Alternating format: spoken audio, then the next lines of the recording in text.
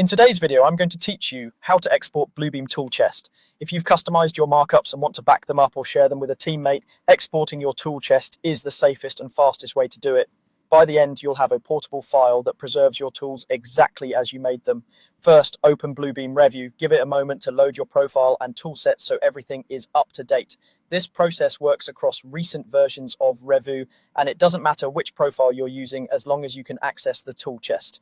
Now, head to the tool chest panel. You'll usually find it in the panel bar along the side of the screen with an icon that looks like a briefcase or toolbox. If your panels are collapsed, hover to expand them. If you don't see the tool chest, it may be hidden in your current layout. Switching panels or selecting the tool chest from the panel's menu will reveal it so you can continue. Inside the tool chest panel, look to the top right of that panel for its menu icon. Depending on your version, it may appear as a small gear or as 3 horizontal lines.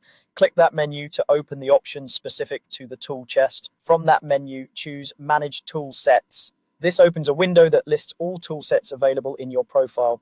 You'll see their names, whether they're displayed in the panel and where they're stored. Think of this window as your control center for enabling, organizing, and exporting your tool collections. In the list, select the tool set you want to export. Be sure you're choosing the exact set you intend to share. Custom sets you've created will usually be listed by the name you gave them. If you only see recent tools, remember that's a temporary list and not a tool set you can export. Select a true tool set that contains the tools you want to preserve.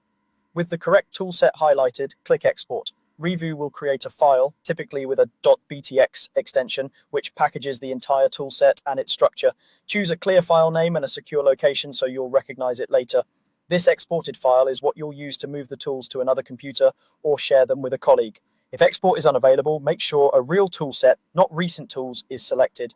Also confirm you have permission to save files to your chosen location. Once exported, you're all set to back up your work or distribute your tools confidently.